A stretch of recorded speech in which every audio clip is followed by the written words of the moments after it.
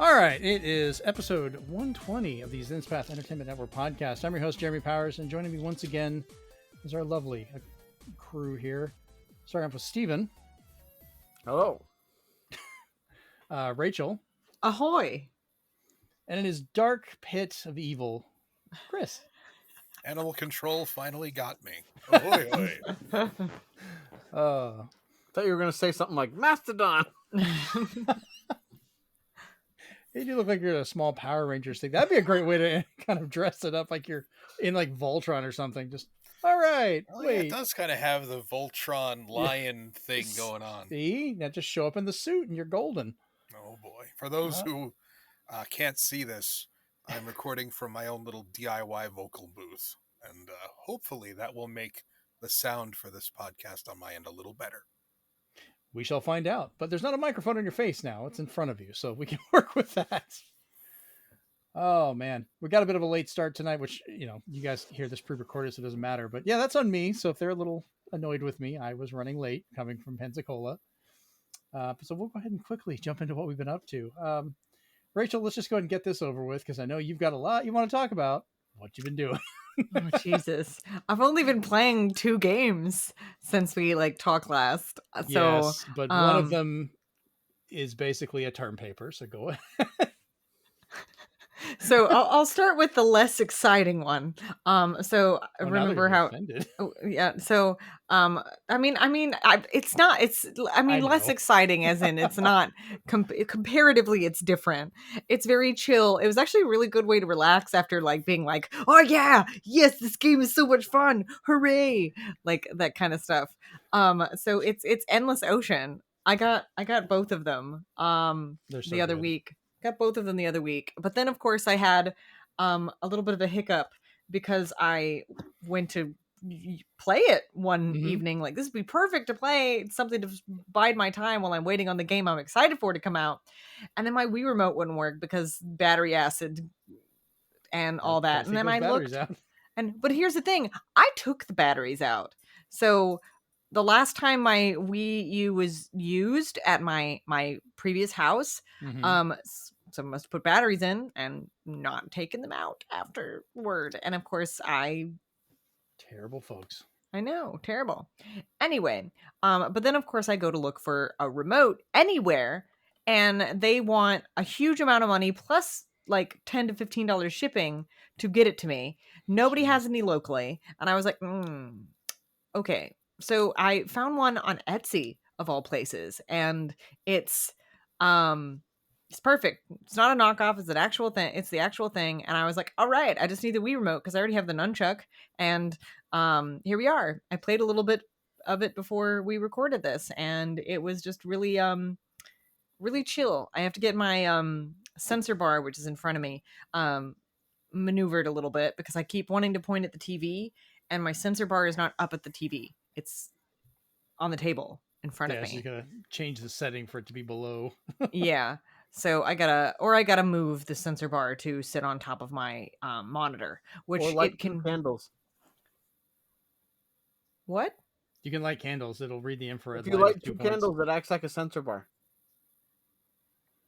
More chance of burning your house down, but it works. That is It's so just weird. It's just looking for infrared, and the candles will put out enough that it works. Otherwise, It's if you have hilarious. your Wii U gamepad, that also has a sensor bar built in, so you can play it on there too. Interesting. Okay. Rachel's like, what the? I mean, I knew about the Wii U sensor bar, but I didn't know about the candle thing. So that's a thing. Now you know. Yeah, and Children don't do this at home. Yeah, it's a fire hazard. Good but for rituals and gameplay. But it was really chill, and I'm just like, oh, this is a great way to relax. And then I'm like, oh, okay, it's time to get off now. And it's just, just learning about fish and swimming around, and the controls are really simple, and the music is just very I'm like, oh, I could just sit here and listen to the music and not do anything at all. It's great. It's a great game to play while just listening to a podcast. Yes. And then of course I've been playing the game that's everyone has been playing. It came out. 2? No. Oh. It came out on Helldivers 2. it came out on Thursday. And it's Final Fantasy VII Rebirth. I will tell you, I'm like, I think like 8 hours in now, and I'm still in I'm still in the Calm area, like the outside like map area right outside of Calm, Kalm. And I'm sitting here like, there's just so much to do. You could just go look at stuff. You could do all these side quests. You could do all this stuff for Chadley, who still creeps me out. He's a cyborg kid. And I'm just like, this guy gives me Sephiroth vibes, and I don't like that. And I'm like, this gives me like, this guy might be an enemy later, like energy. Thanks. And I've already come across a side quest. It's like, oh yeah, we hired this Merc guy to go check out the pipeline and repair it, and he says he's from Midgar, and we're like, well, the only mercs from Midgard down in the slums are us, so who's this guy? And I'm just like, am I really gonna come across Yuri Lowenthal in the first 10 hours of the game? Am I? Probably. Because the only character that I can think of that fits that is a character I know that he voices. So I'm like, I'm just blessed, man. But it's really enjoyable so far. Like, first 5 minutes of the game, I was standing there like jaw on the ground going, oh my god, oh my lord, ah. In the first like moments of the game. It was it's great though, and I can't wait to see how they continue to do stuff. And I was playing it on stream, of course, so I kept telling the people that were watching me play, which is a couple of my friends, I literally was like, look at the dog on the graffiti, remember what dog it is, that'll be important later. And they're like, what? And then I'm like, it's a running theory that the dogs are different based on what timeline you're in for the little scamp. Like, the scruffy one is one timeline and the not scruffy one is a different timeline.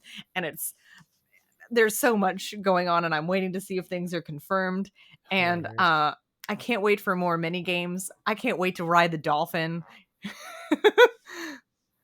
So it's gonna be so good. I'm just enjoying it, and I haven't, like, there's usually like one game every couple of years that when it comes out, I'm like, I'm playing the heck out of this. I'm playing this until it dies. There's one that came out last year that I'm still playing, and I'm just like, okay, like, more games for me to just have fun with, and that's what matters. But that's all I've been doing. What have you guys been doing? Oh, yeah, bunch of stuff. I wanted to watch you stream it, but Amanda was off, so I ended up having a little bit of time to hang out with her. So sorry I missed that, but It's okay. Sure, I'm at least glad that you're having fun. Yeah. So that's always good. I will be streaming more of it, so it's not like you've missed your chance. So nice. I'll go ahead and jump in real quick on mine. Speaking of streaming, hopefully, I know the RetroTink 4K is supposed to be going on sale next Saturday again, so I will be trying my damnedest to get a hold of one so that I can start recording and streaming more stuff, because I've got everything set up and I'm like, I just want to get all my 4K stuff going. So hopefully that'll work. But I've spent most of today running around Pensacola with Brent, because we make our once every few months run over there to hit up a video game store and a toy store. The toy store being Hyperspace Toys. If you're in the Pensacola area, you really need to go by there and see it. Those guys are great. And then the video game store is crap, I'm blanking on the name on it, but it's basically like the hidden chest or something like that. But it's a really good gaming store in that area. You should check out. Found a bunch of stuff, but with some of our later news, I ended up picking up finally The Getaway on PlayStation 2. Which we'll talk about the reasoning for that, but it's one that I've wanted to play for a little while. Just as kind of a very London-y Grand Theft Auto type game. But more importantly, I finally picked up the other day Mario vs. Donkey Kong for the Switch. I've been trying to get a hold of it for a while. I wanted to get the copy from GameStop because I had points. Why pay full price for it? They finally got it in. I got it. Jennifer took it this morning, so I can't play it, so I ended up finding a Game Boy Advance copy of it today and bought it because I was like, well, at least then I can play that. So I might be going back because I have all the other ones. For some reason, I did not have this version. I guess I had it on the 3DS because it was one of the ambassador titles you could get. Yeah, there's a lot of spin-offs that play a little bit differently. They don't play quite like the original Mario vs. DK. Yeah. Um, I but have that both the one's DS really ones good physically. because on Game Boy Advance, it's kind of like what if Mario had the graphics of Donkey Kong Country? Mhm. So it's really unique the way they did that. I'll still have fun playing it because I'm looking forward to that. The other weird thing that I picked up because I realized I did not have, I had one of them for PlayStation 4 and then the other half on Xbox, and it was kind of a weird confusion. I finally got an Xbox version of Ground Zeroes, Hmm. so I can play it on there and then continue on to 5. And then just for the heck of it, because I wanted to see how it looked, I found it on PS3 also. Why not? That extra mission they had pissed me off so much. Not for the reasons you're thinking, though. No, it just wasn't the best. No, they showed the trailer, and they had this guy telling Snake about the people they had to take down, and he called them snatchers more than once. And I Oh, was like, that's how right. dare you call anything a snatcher in the Kojima-verse when it's not them? Just to Mhm. tease everything. So I really thought I'd have to fight them, and I didn't. I got That's my like mistaking Vampire Survivor and Vampire Savior. A terrible thing. yeah, no kidding. Did you see their new update where they basically called it Fantasy Survivor? Oh boy. And they had they made all their characters look like characters from Final Fantasy VII. That was a nice little nod they did. Oh It Lord. was just a joke though; it's not an actual update. But the other one, just because I loved how this one looked, I picked it up for the Intellivision. If you're looking at this, it's the Tron Deadly Discs game from Mattel Electronics for the Intellivision. But I just love that artwork. Like It's that's incredible. just such a great little display box. That I'll have that on there because it is corny as hell, and I love You it. gotta love the age where they couldn't put screenshots on the boxes yet, so they said, "Can you draw screenshots?" Okay. Well, they have screenshots on the back, and like that's all the game is. It's like so basic. It's just blocks. I So the really front- want there to be games that look exactly like the box art for Mhm. everything from Atari and Intellivision. I think they tried that later when they could finally surpass it, and they're like, "Look, this is what you're getting." I'm just gonna go with that. Beyond that, I picked up a bunch of toys and other stuff today, but just kind of running about. I picked up a few movies because Amanda and I have been trying. I've been trying to introduce her to one. So one we're gonna watch probably later tonight. She's never seen Hot Tub Time Machine. So Classic. That's a classic. Picked up the Blu-ray of that, and then I also found another one she hasn't seen because we've been talking about some comedy movies being remade Mhm. and a couple good spoof movies. I picked up the unrated extended version of Not Another Teen Movie, which is just terrible in the best way. What's So that, I'm- Captain America? Yeah, I'm trying to think. I'm trying to has the version I've seen actually the unrated one, or is it just the normal one? It's hard. I don't know. yeah. See, This was the uncensored Not Another Teen Movie. I Oh. still love the scene where she falls through the stairs.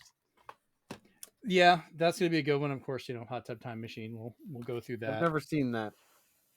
It's absolutely great. I love the self-referential. So they just kind of stop, look at the camera, and they're just like, it's a Hot Tub Time Machine, and they just kind of carry on. Okay, they knew what they were doing. Mm-hmm. So I'm having fun kind of introducing her to a lot of these older weird movies, good and bad. It's been great.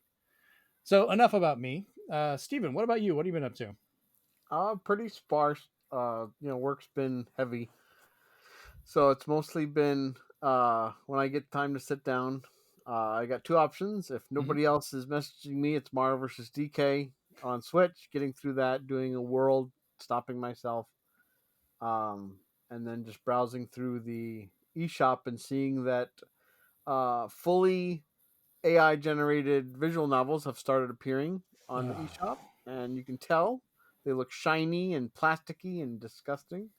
So I was like, I really Great. hope the next system has some kind of filter, something.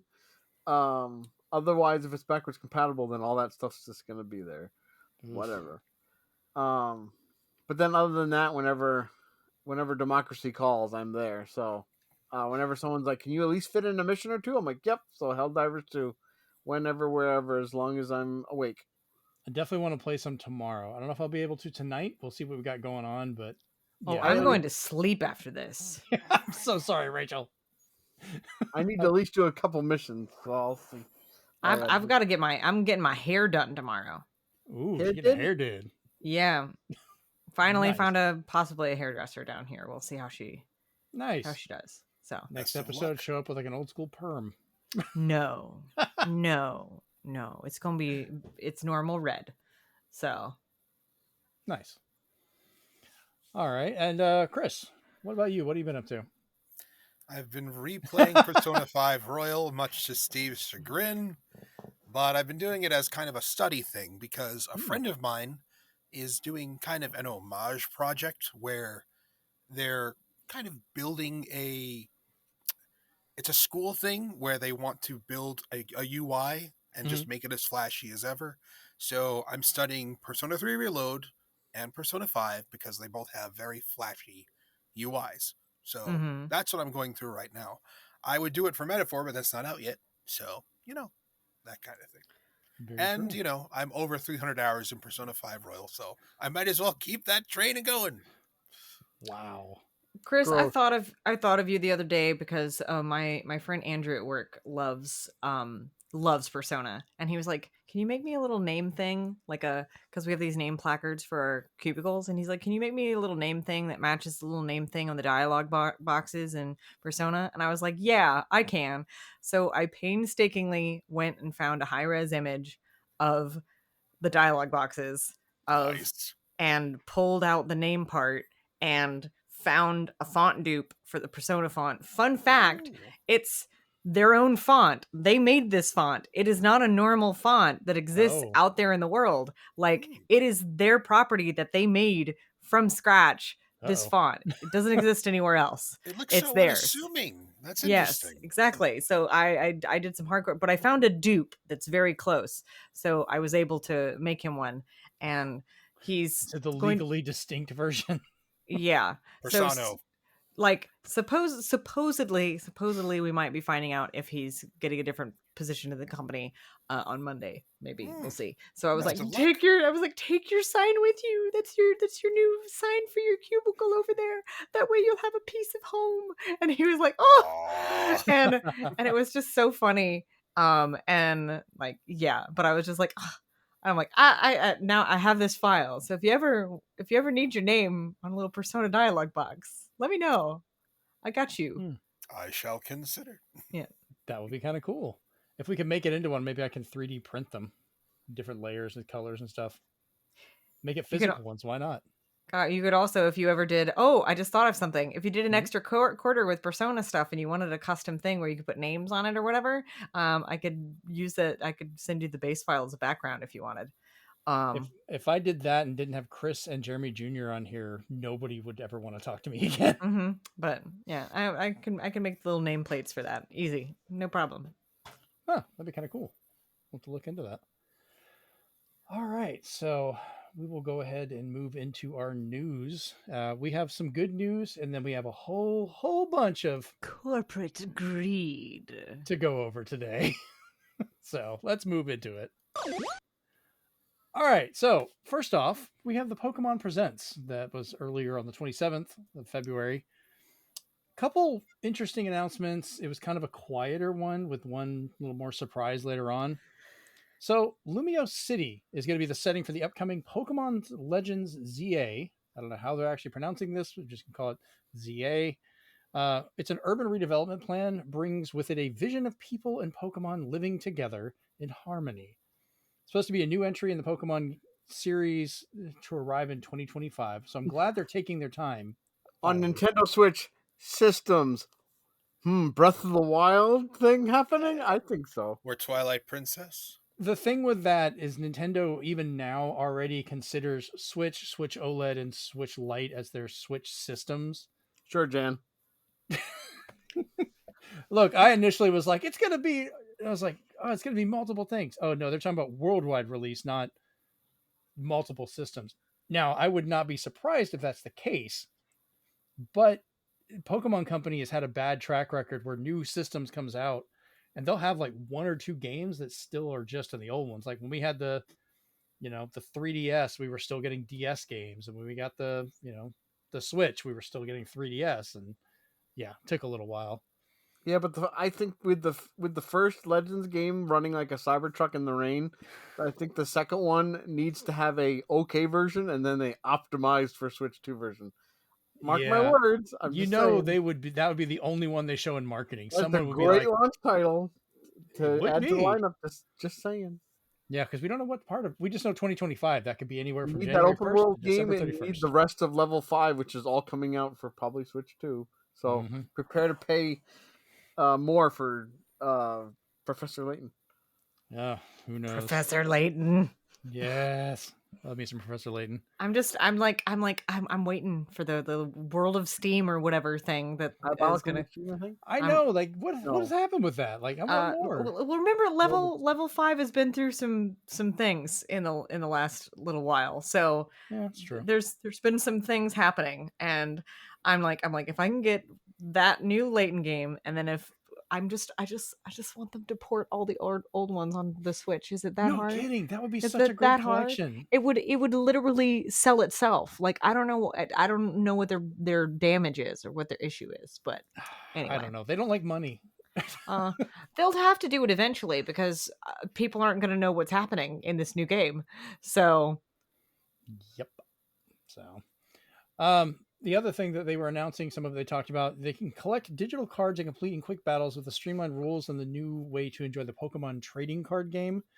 The immersive cards, as they're calling them, will allow you to leap into the world of the art of the card. For some of them, they'll have different animations and things like that. It's a free to start app coming to iOS and Android devices later this year in 2024. Thankfully, these are not NFTs. These are just normal digital ownership. Go ahead, Steven. I don't know if Chris, you found out my issue with the trailer is that if you watch the trailer for this, it's very confusing because it makes it look like you just get packs of cards by just living your life. Mm-hmm. Because the guy just wakes up, he gets a pack of cards. He's in the park relaxing, he gets a pack of cards. He's at dinner with somebody, he gets a pack of cards. And it's not like he's playing it. He has to take his phone out because he gets a notification that he's got a new pack. Mm-hmm. So I was like, where are you getting these packs from? It seems, and I've seen other shows that were talking about this, that I guess they thought you would get like 2 a day or something like that, but they might be limited to just like common cards or stuff like that, just to keep people engaged in it on a rhythm. Yeah, I'd love to know how he's getting his cards. That's all. Because I was like, you guys have to be monetizing this. You can't not. Yeah, they might have ways to like get packs that have better draws or But like something. you can I don't trade know. with your friends. You can battle, like it says, where it's all like faster. So I was like, okay, you can trade and everything. But I was like, but how is he getting those packs of cards? Maybe it's a street pass kind of thing. Don't tease me with Street Pass. I missed that. That was still around. That was one of the best parts of 3DS. It really was. It is still around. I really need to start traveling with mine again. Like I'll never hit anybody, but like if I ever get that light to go green again, I'd be like, oh, I missed you. Like it was so if great. you go to Japan, it'll never turn off. So I wish. The other part of the only real like coverage wise thing on the Pokemon Presents, because a lot of it was going back to the card games and stuff like that for updates for people. But Pokemon Sleep, Pokemon Go, Pokemon Unite, Pokemon Masters EX kind of all got updates. Pokemon Sleep, I think they're adding in the original legendaries. it's like anti-sweet. Or no, not Gold and Silver. Yeah. Yeah. Because they are doing something with Scarlet and Violet where you can fight some Megas evolutions a few times.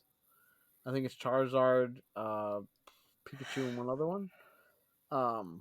I just knew that everybody and their mother knew that already, but because the rest were kind of like bullet points. Fast. They're like, Pokemon Go's doing this, Pokemon Unite's doing this, Pokemon Master's doing this. I was like, wow, you guys, I never knew how many mobile games you have.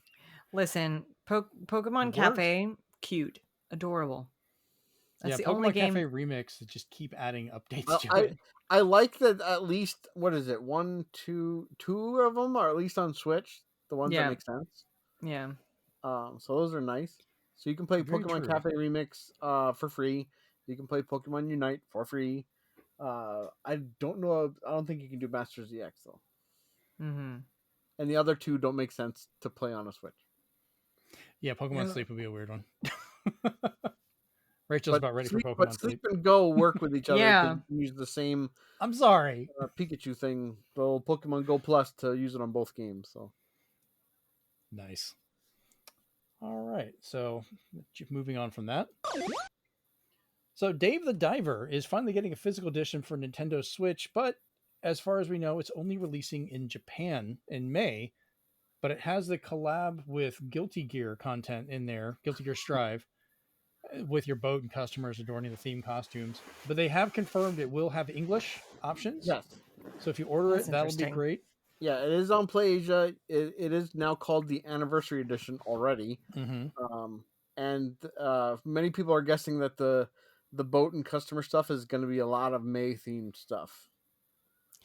I The just think obvious- I just think it's really funny how much Dave the Diver stuff is doing all these different Yeah, you have collabs. Dread, Like, Godzilla, and now I'm- Guilty Gear. I'm laughing because I'm reminded of myself. I'm like, man, people complained about all the collaborations and stuff in Final Fantasy 15 with American Express and Cup Noodle and all that kind of stuff, and I'm just like, this is like 20 times the amount of collaboration going on, and no one's batting an eye. Yeah, because I'll Yeah, remind you But again. Dave the Diver's not walking around with like a cup of noodles thing on his head or something. Hey, It's almost like, putting Sephiroth in fox ears and summoning Listen, a giant that block is- of that is- tofu. that is peak Japanese advertisement like stuff. That's been happening for years over there. So Mm. makes me laugh. But I just think it just reminded me of that. I'm like, man, these is some crazy, like, way out. Some of them are, like the Dredge one, I understood that. But Guilty Gear, Godzilla, I Godzilla. don't know.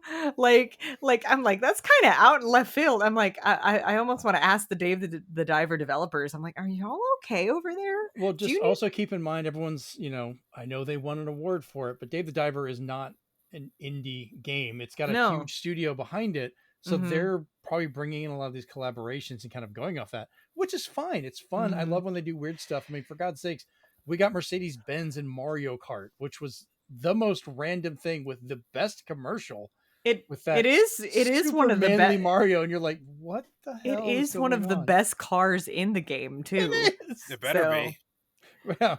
Like, Can you I imagine only they put the I, Mercedes-Benz in there and it sucks? I Yeah. only Don't get that. drive Drive the I only Wiggler. I only use 2 vehicles in that game, and that's the Mercedes-Benz and one of the motorcycles. I don't use other cars. Those are the 2 I use. Bad wagon for life. Hmm. We I use still the have to horse- play Mario Kart together. we I use the do. horsey wagon just because of how annoying the horn is. The diddly diddly diddly diddly. I want my Lackey 2. That's my character, and then I go with everything else. I go, change it up. Oh, I'm always the God, what's her name? Not Peach. Yeah, because I was like, that. For me, it's always either Peach or Shy Guy. It's one or the other. No, Nice. it's not Peach. Who the Daisy or Rosalita? Rosalita. Yeah. Yeah, it's always Rosalina. Always me. Rosalina. I work with a Rosalita, and I keep saying that now. Yeah, it's always Rosalina. But the other physical game that was brought to my attention is we're getting a physical copy of Demon's Tilt that Steven sent me because I've That's been out. it's been out. Okay, I need to get that one. Then. Yeah, it's now that you should get it I before it don't- goes away again. I don't know what that is. Okay. It's a pinball game. I okay. collect Like- pinball games, so I was super happy to hear about that. Basically, That- like heavy metal meets pinball. That explains why I And I don't mean heavy metal the music. I mean heavy metal the magazine meets pinball. That's the best way to Yeah, describe it. because Demon's Tilt was originally on TurboGrafx, I think, back in the day. There was if I an older remember. one. It's a series. Demon's Yeah. Tilt is the new one, but there was like Demon's Crush, Devil's Crush. Devil's Oh, Crush. Devil's Crush, yeah. Like it's all part of a series. So Because a lot of them didn't get Always physical releases recently, so I'm happy to see this one has one. Okay, well I thought it was a new one, so that's moving. Great. All right, up next. So Nintendo is going to court, and this has brought a lot of people in weird arguments one way or the other. But Nintendo is suing YuZu emulator creators, stating that their tech illegally circumvents Nintendo software encryption and facilitates piracy. They seek damages and a shutdown of the emulator. Now, of course, we've already had people that are throwing their weight behind this and saying, trying to raise money to fight it, saying it should automatically lose. Nintendo shouldn't deserve to do that. And I still have the argument that emulation, yes, it's good for, preservation and so forth. But if you're emulating current generation systems, existing, being sold stuff, you're just stealing at that point. Like, you're not emulating or doing this stuff. It's whatever. Go ahead, Steven. So I posted because it's public, to the public, viewable, but you can read the entire lawsuit. And Yeah, it's a lot. in the past with other companies and such, I could see one side of the argument with emulators, like preservation. Right. But you need to, if you sit down and you read through some of the legalese and you read what Nintendo's saying, other than the fact that they pump themselves up and pump YuZu down, the fact is they're talking mainly about that other than just an emulator, you're using a program that decrypts their games so it can be played on other systems. And it also requires other tools to be used to circumvent all the protections Nintendo has put in place. Right. So it's not just a simple drag and drop your ROMs and play the game. It's an involved process to get it done. And the fact that people are just, taking advantage of that, and the websites promoting how to do it have popped up as part of their big argument there. As they said, that is the meat and potatoes of their lawsuit. As a side dish, they're talking about how the piracy and everything is costing them money, and their biggest thing was that Tears of the Kingdom was downloaded 1 million times before its release, so everybody was already playing it on YuZu before they released it. So they said, in this case, because you downloaded it before the game came out, you cost us sales because you got it before it was officially released, not during. Yeah. So it's one of those things that, in my opinion, I think Nintendo's going to win this. The only one that I think they lost so far was, I think, that Rumble case that they had against that one company. Yeah. But other than that, because they're not just going after the emulator itself, they're going into all the tech very precisely. When Nintendo builds a case, they usually don't miss. So I'd be interesting to see what happens here, because of course, the people who don't look at the document as a whole, especially on social media, are just going to be like, I hate them. Ooh, they have a new system coming out. People, anytime there's this kind of thing, it makes me think of like game preservation and stuff like that, because it is part of it. It's part of that conversation.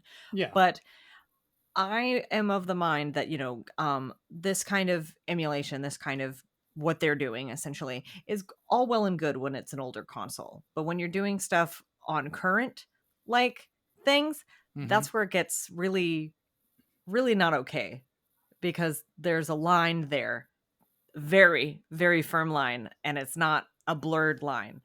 A lot of these companies that, they don't bat an eye if it's like older games, or they shouldn't. Yeah. Because they're not producing it anymore, or they're not doing anything with that IP anymore. So it really doesn't matter to them at that point. But like this stuff, when I heard about this company like ages ago, I literally was like, ooh, that's not going to go well for them. And here we are. I look at this, and we're going to talk about this more later in the show, but like, some of the people's arguments for this is like, oh, Nintendo's using older tech, they deserve to have this done. I can run it better on this other stuff. And that's taking the mindset that being smarter about using this existing technology, which Nintendo has done since the very beginning, like the NES and the Game Boy were not cutting edge systems. They were enhanced for a lot of stuff, but they were off the shelf for certain things, the way these were designed. That they should somehow be punished for that, and having it where everyone has to be bleeding edge on the tech to make and produce these things and make the games for it is going to lead budget wise to the problems we're currently having, because I was literally just about to say that. Oh. Literally, I'm like, where's he going with this? I think he's reading my mind. I'm sitting here like, sometimes the best like tech that you can have is not the better option to do.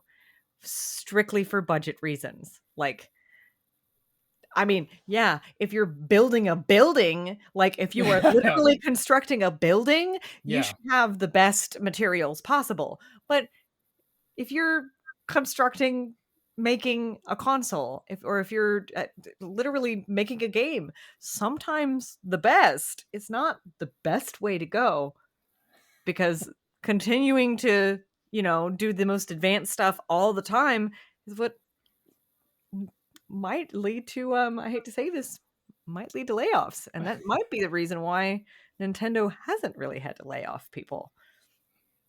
I'm just saying something like that, maybe. I mean, it goes to say that, those who do not know history are doomed to repeat it. Yeah. The quote. That was a major contributing factor to the death of the beloved Dreamcast. Is once everybody could just burn the games and play them, people stopped buying Dreamcast games because you could just keep playing them. Else, otherwise.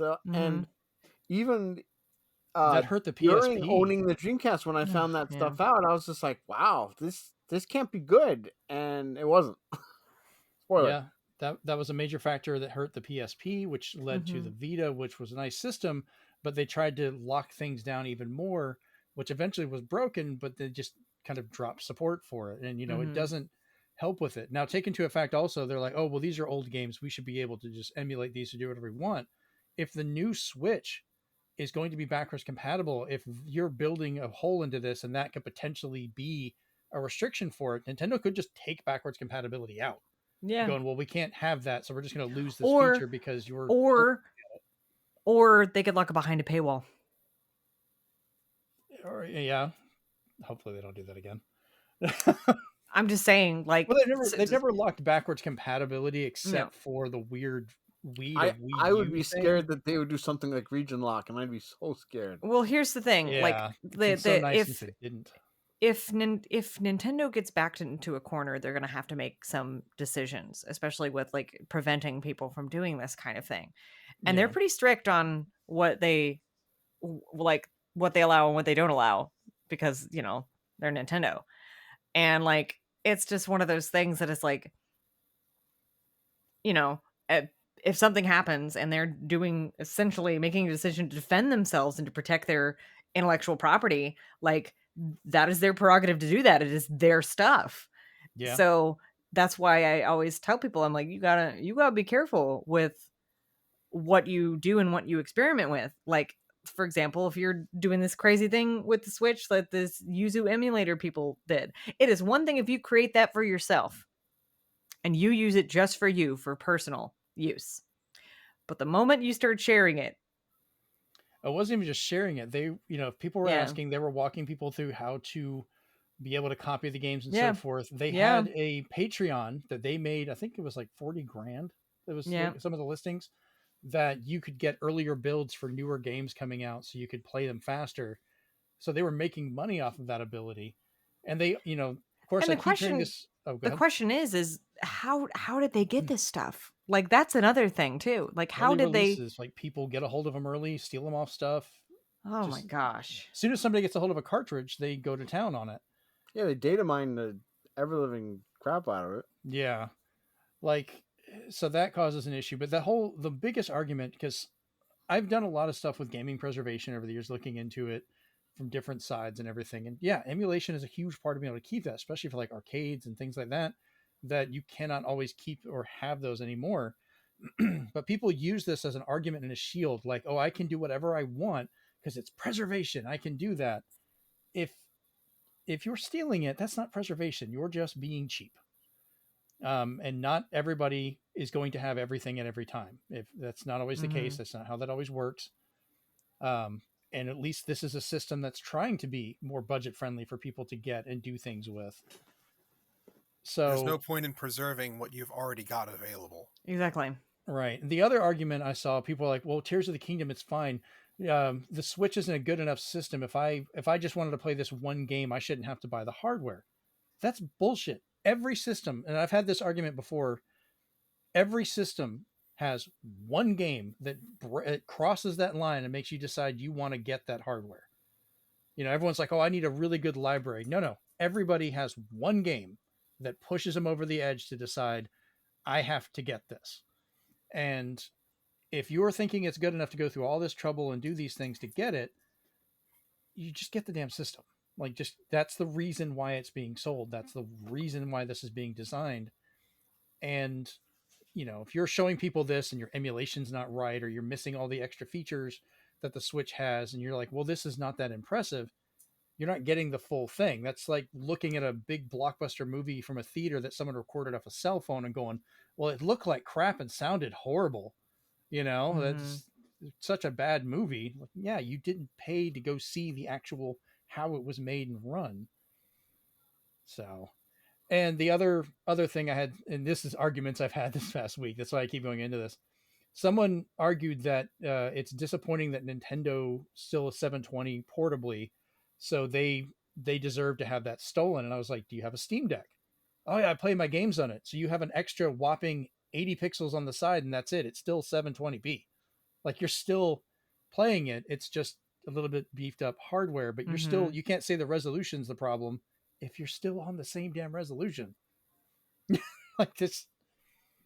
Oh, I think some people are just optimization crazy. So the fact that somebody overclocked Tears of the Kingdom, they're like, you mean I can play a better one? Like, oh, yeah. What's the argument going to be? Like, if the rumors are true, if we can do backwards compatibility with some enhancements, like you can do for other stuff with this new Switch, are they gonna? Immediately they're going to say this tech is already too old. They're going to want something that, you know, like my Legion Go that I paid almost $1,000 for.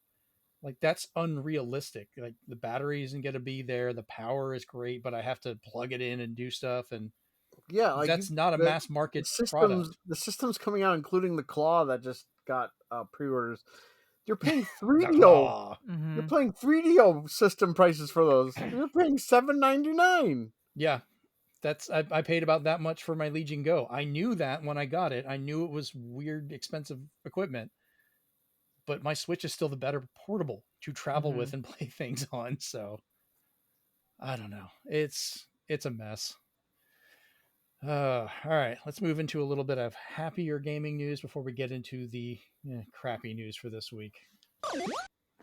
All right, so Saber Interactive is gonna make it out alive. They've managed to get the money together to buy itself for around $500 million from the Embracer Group. So they're not being shut down. They're just trying to get the hell out.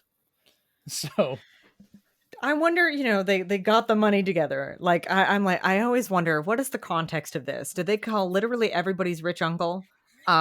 Like, what kind of sponsors did they get? Like, who did they call? What resources did they sacrifice? What actual sacrifices did they make? Like, yeah, it makes me wonder. Like, it's really, really, really interesting. So, well, on top of that, because Embracer Group we've seen recently where they've been just shutting down different developers. So there's some of them just like, we're trying to just get out in one piece. Like, we'll leave, we'll pay you some money, don't shut us down. Borderlands developer Gearbox Softworks may also be splitting from Embracer Group, with a lot of reports coming in. Thank God. That's good either news. They're trying to buy themselves out, or they're trying to be sold to another company. So we don't know where they're going to end up. Which I'm curious how that's going to be. But like, Embracer is just collapsing in on itself after that huge deal they tried to barter that blew up in their face. They really bought too many companies, and then they're like, we have no more money. Like, they literally girl bossed way too close to the sun. Like, they did. Never thought I'd hear that phrase. Listen, to this. Listen, it does apply, because they got greedy. They wanted all of the successful companies, so then they could look successful, and then make themselves successful because their companies were successful. And in the act of doing that, they spent all of their capital and didn't have any left. Do Do you think they're using girl math now, saying, "Well, we sold Saber Interactive for 500 million. Yes, We they made are 500 million, 100. guys. They Yeah." are 100% using girl math. Who cares that they paid billions for the company, but they sold it for 500 million? We got money, man. Listen, Yeah. listen. As a girl, I can confirm they are using girl math in this situation. This conversation did not go the way I thought it would. Nope. But I'm here okay we with are. that. I love the randomness. So, I mean, just so much stuff going on. Like Embracer, I'm curious if we're going to see more companies trying to get out with, trying not to be shut down. Honestly, I would say, in a world where gaming companies are laying off a ton of people, especially in these like conglomerate groups of I don't even know what to call it, amalgamation. I'm not sure anymore. Like corporate blobs. Corporate blobs. Yeah, Yeah. like it would not surprise me if we see this more frequently. Adjust and it might be a good way, a good more positive way of doing things to avoid layoffs. Well, I wonder if like these companies are sitting there and they watch what happened, just Free Radical get taken out behind the barn and sent to another farm, with a loud bang, and they're just like, "Oh, check, please. Can we leave? Can we get our stuff and go? Come on." It's like let's get out of Dodge while we can. Yeah, It's cut no and kidding. run. So I wouldn't be surprised if this is just more common for a while. And I have, once we get into our next section, I have some kind of theories and thoughts on why this is happening. Okay. So Well, before we do that, Steven, what you got? I just wanted to add, and this can be like a hot take if you want, but Nope. I don't care about Free Radical anymore. I want them to do what the other smart companies have done and just reform as a different company. They might. I'd be okay with that. Hopefully they Not will. being Free Radical, be something else. Yeah, they might. The Burnout developers, bless their heart. They are Three Fields Entertainment. They are not Criterion. Criterion is a shell of its former self. I'd be okay with that. When you have like the Mass Effect creators and everything else like form their own companies, those are gonna have the talent. So when people are just like, I wish this company would come back. I'm like, no, you don't, because they're not going to be the same. Yeah. So I don't think Free Radical is ever coming back the way you want. Yeah. I agree. I would be okay with that as long as those people could continue on. Like I think a lot of us, I would like a new Time Splitters because I do love that series. I do think that a lot of these smaller companies that are getting just getting Thanos snapped, essentially. I think that, if they're smaller, they might be able to pool their resources and create new groups amongst themselves where they're not super small, but they're not super large. And especially if they have very similar mediums that they work in, or just in general, I think that might be another thing to do as well, because then we don't have a lot of little small development studios popping up and everything gets really confusing, or they're not able to produce a game large enough to essentially make them money, or their teams are too small to really produce the volume of games that they need to in order to make money. So I think that's another consideration too that these people need to kind of think about too.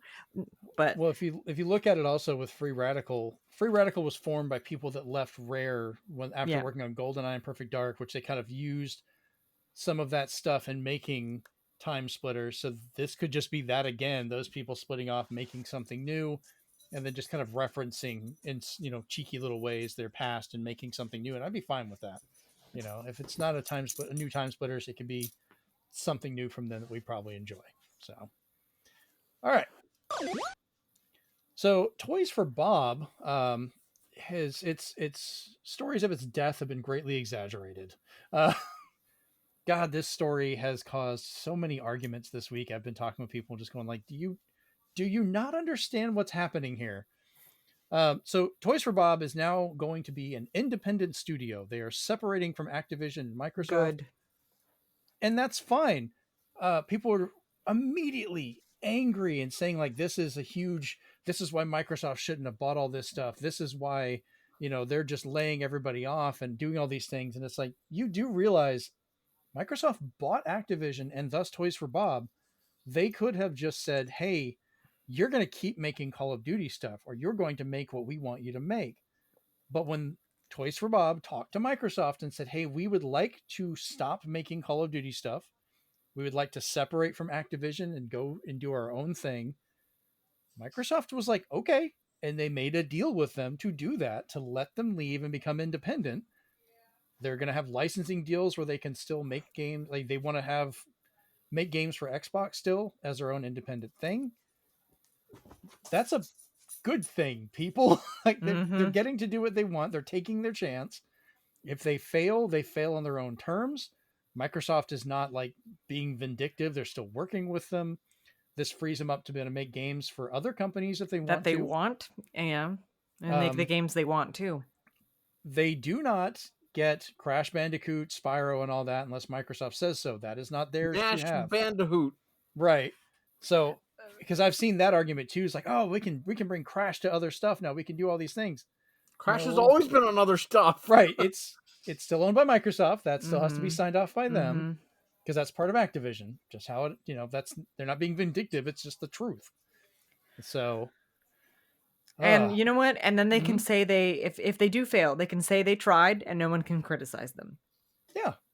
I mean, but there is a silver lining, as I put in the notes here. Yes. You want to go ahead and go into the silver lining?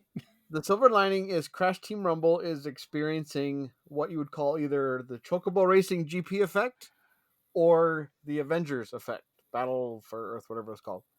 That was a fun game, by the way. People play it. But basically what they're doing is they're going to update it one more time on March 4th, and the servers will stay up so you can still play this Power Stone-esque game with all the Crash characters you know and love. But now they're going to give you access for free to every single battle pass from all the seasons. So that's 500 tiers of stuff.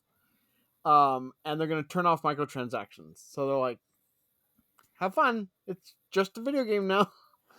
It's not a live service. Nice. So, I mean, I could see like Microsoft could still make deals with them and let them make a new Spyro or a new Crash, or they could just go and make something new that they want to make. And it seems like Microsoft might have first call on it. So if it's something they want, they can bring it to their system or decide how that goes. But that seems like a fair deal for granting them their freedom to do this. So quit complaining, people. This is not a bad thing. We can now get Nintendo Skylanders.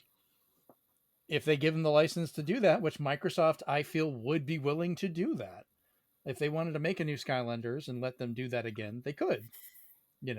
I kind of hope they make their own thing. Like, let them make an original title that they want. That would be great. So, I don't know. Just very weird negativity based around that in a very odd way. And I was like, I just don't think people are thinking about it. Okay, so there's this phenomenon, right? Is whenever there's something that can be polarizing, if you're saying something nice, you're going to get the nice group of people, which unfortunately on social media is smaller. But then there's people who know that if they embrace the hate, whether they mean it or not, they're going to be in that delicious algorithm. So they're going to say it to say it, and they'll never change their attitude unless you come to them face to face or find them in their mom's basement or in their high-rise apartment playing without anybody seeing. So it's just one of those things that's just like, you know what? I'm just going to ignore what other people are saying unless they put some thought into their words and give me a why, instead of just saying, this sucks because now this is going to happen. No. That's not how that works. Nope.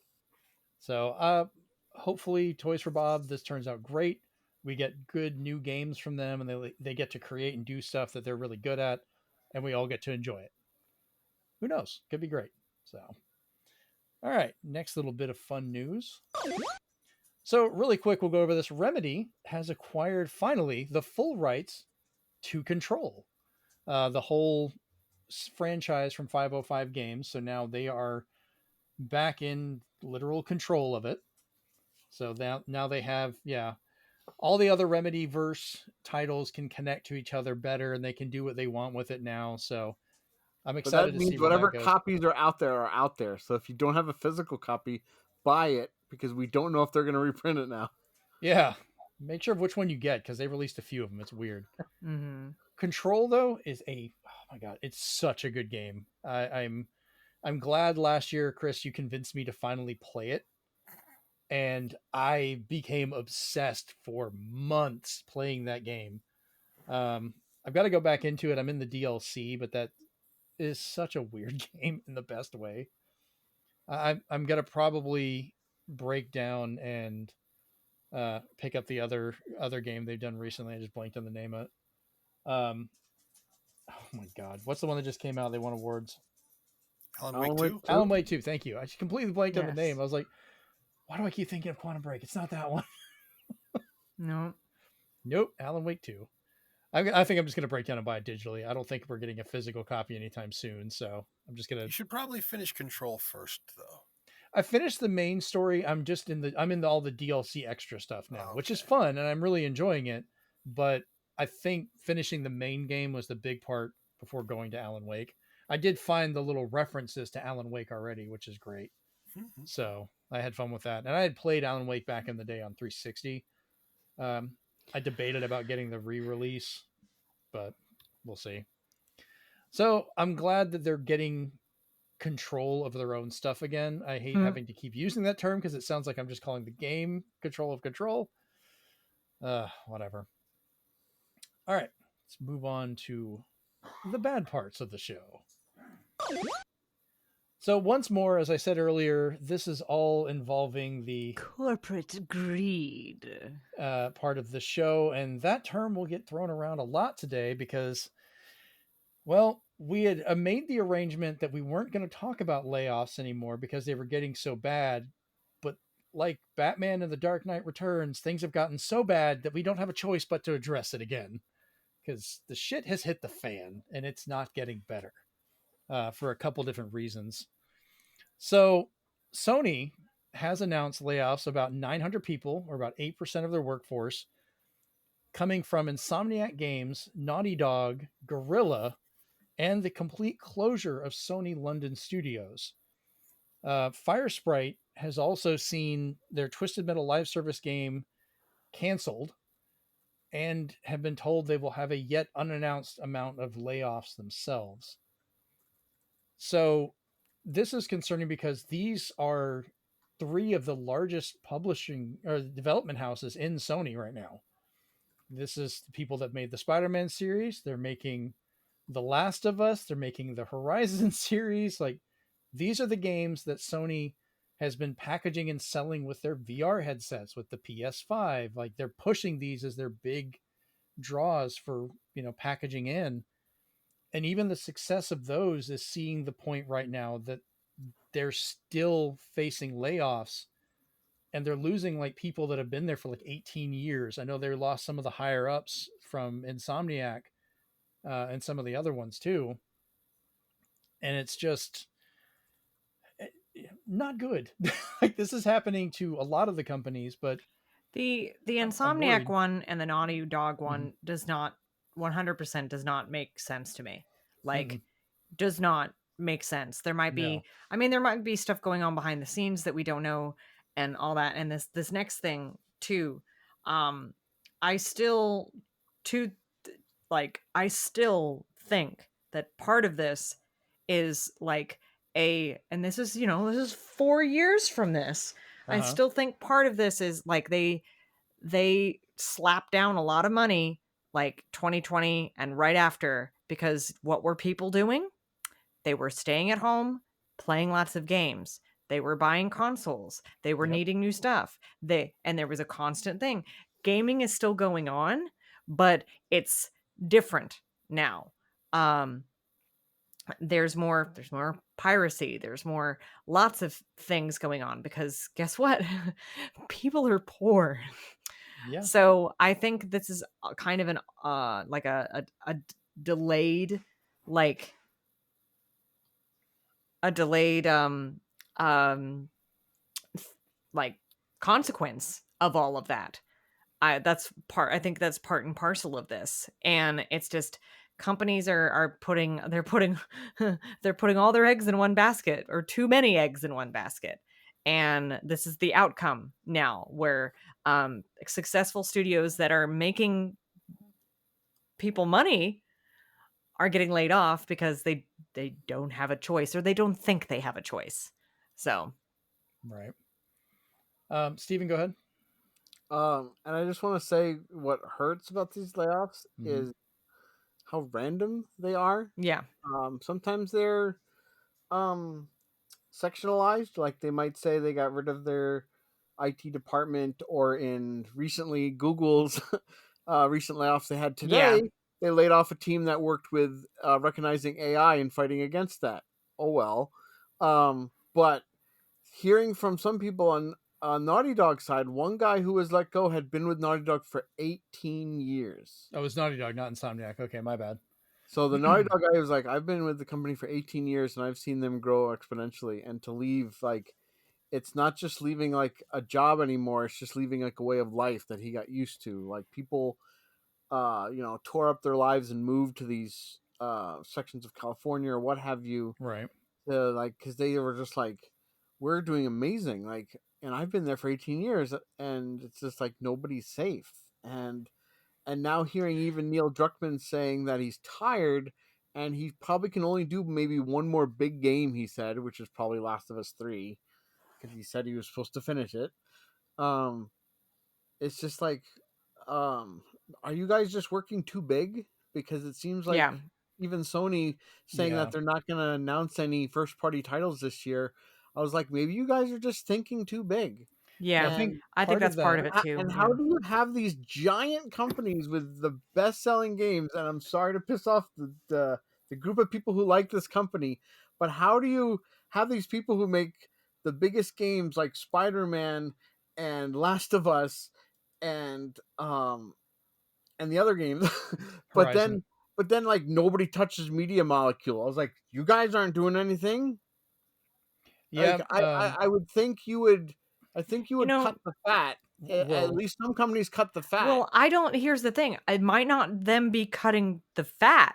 It might just be, okay, Who's getting paid too much? who's getting paid too much, and instead of, I don't know, cutting it off at the very top and making their upper take pay cuts, but that's neither here nor there. They do this instead, and it makes me feel like it's a random lottery, because they think, well, everyone else will think it's unfair, so we're just going to do it at random. Well, part of what I think it is with this, you're talking about doing too big. Remember during the FTC court case with Microsoft, the Sony documents that were blacked out, but they were perfectly readable, revealed that Spider-Man 2, they had a budget of $315 million. Did they That go were- over that? Did they even get I think close they went to that? way over that. Like, for So development on that was a lot. Like, that so was that such an might expensive be game. that might be part of the reason why then they had those layoffs. That, okay, with that Well- context, that does have some sense. Well, this gets So- to the argument earlier where I was talking about with the Switch, where people are like, oh, well, the hardware and the games they need to be bigger and better. And it's like, this is what it leads to. Yeah. You're becoming so big, you are unsustainable to make that back. Like, if you make a game that costs so much money that everybody would have to get it to try and break even to do these things, you're just going to crash. And before, just a second, Stephen, before I hand it over to you again, the other thing with Media Molecule, it actually came out and found they were almost completely shut down too. Yeah. Like, Sony right now is clearing house on a lot of stuff and trying to figure out what's going on. And it's not like they're not making money. Like, they were posting, oh, here's how much we earned, but they won't talk about what the actual amount that they're getting on top of that. Like, we've gotten really bad about everyone kind of taking these numbers and just skewing them however it makes them look good without looking at it realistically. You have to consider too, like, and I think a lot of people don't consider this, is there's a cost, and then there's a profit, like it's a called a profit margin. Yeah, so that's the you have part to that's look being at what cut you're out. right. You have to look at, so in any company, you have to look at your cost of goods. So let's say candy, for example. Your cost of goods is $5. And you have to kind of calculate your profit margin on Mhm. if you're selling a licensed candy thing, is how much do I want to charge for this candy bar in order to make a profit on that kind of thing. So like that's what you're right. That's not what they're not showing. Like this Oh, is yeah. so Spider-Man costs them 3 point whatever million to make.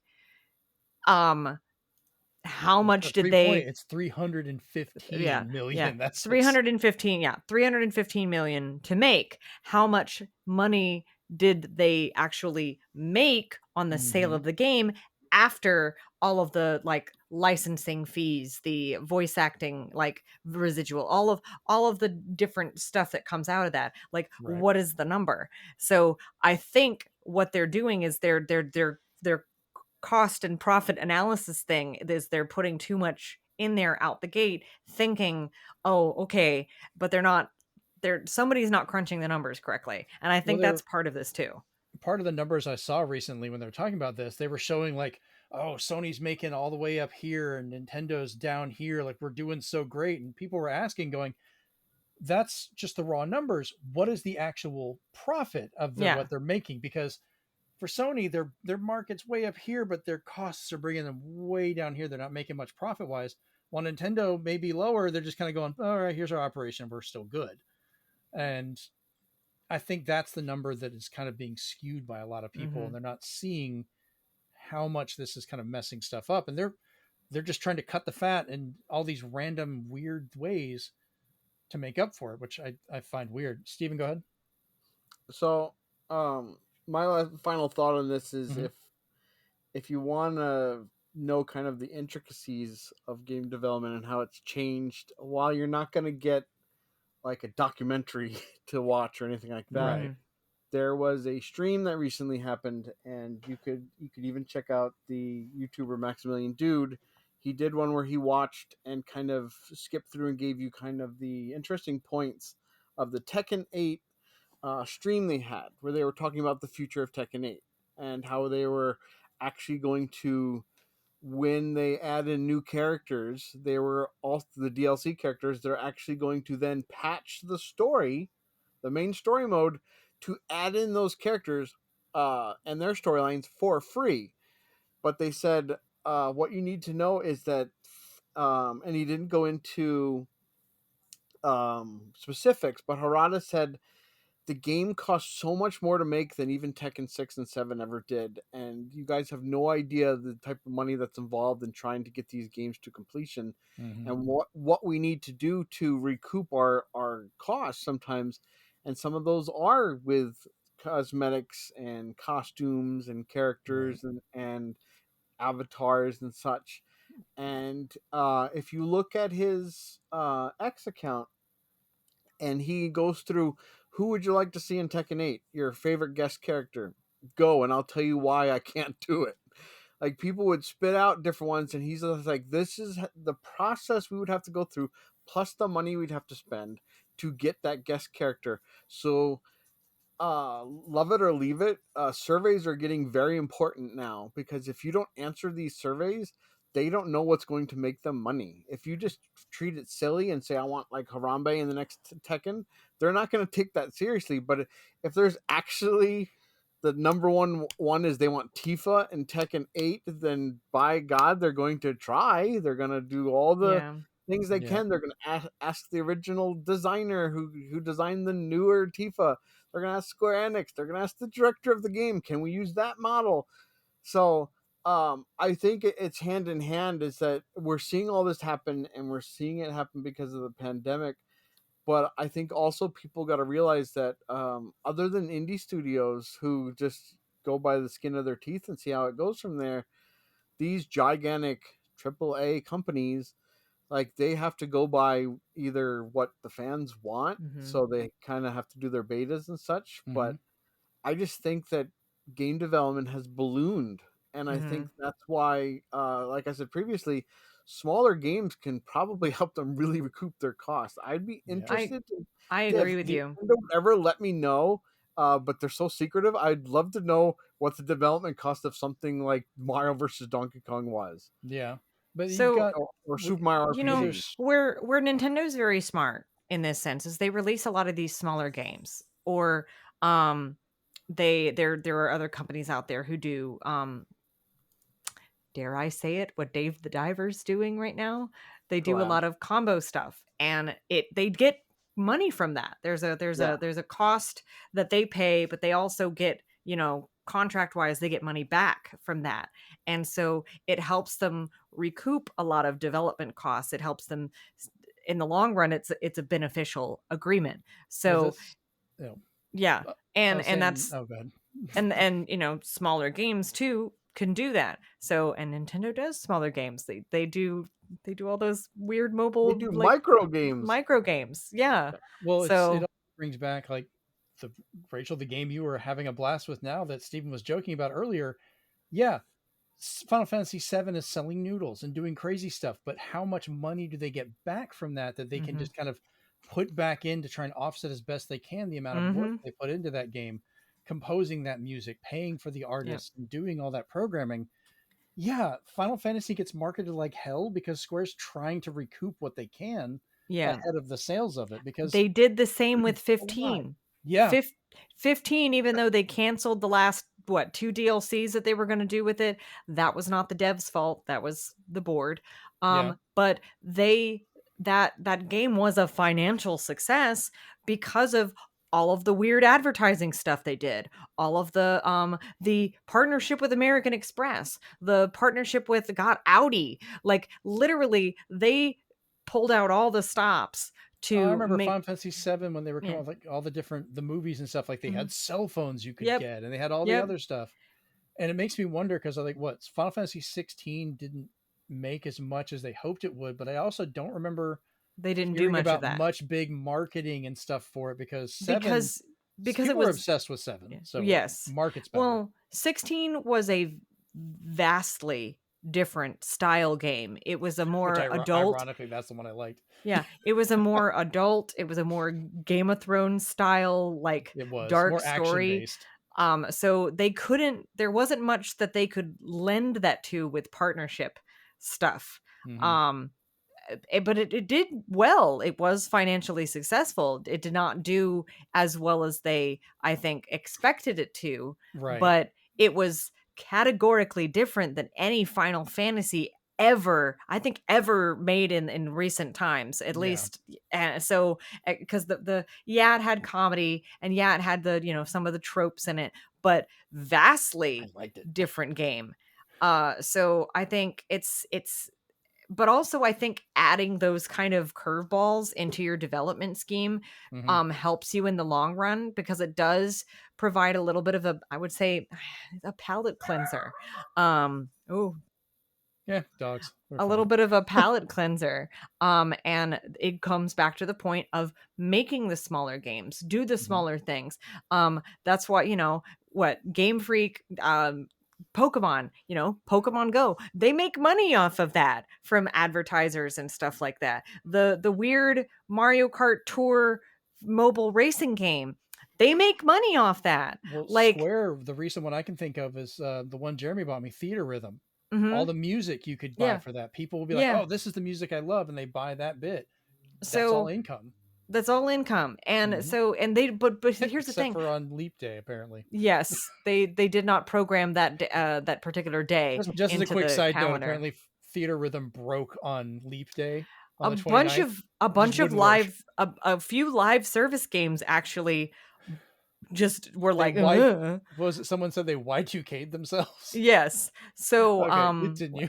Yeah, but like all of these people make fun of all of these little games that have optional microtransactions in it, but that's why a lot of these companies are staying afloat, because they do these little things. They do these low cost, high profit, high yield things to essentially allow them to make the things that they want to make. And it is a smart business practice.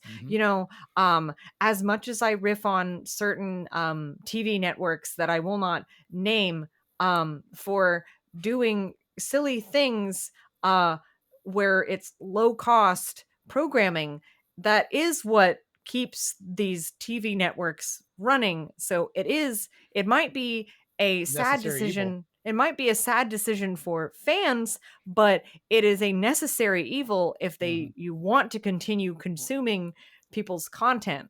So that's why I tell people, try to support what you can, support what you like, especially out there in the gaming community. But like, if you like a certain developer, if you can't buy their stuff, at least like their tweet or share their tweet.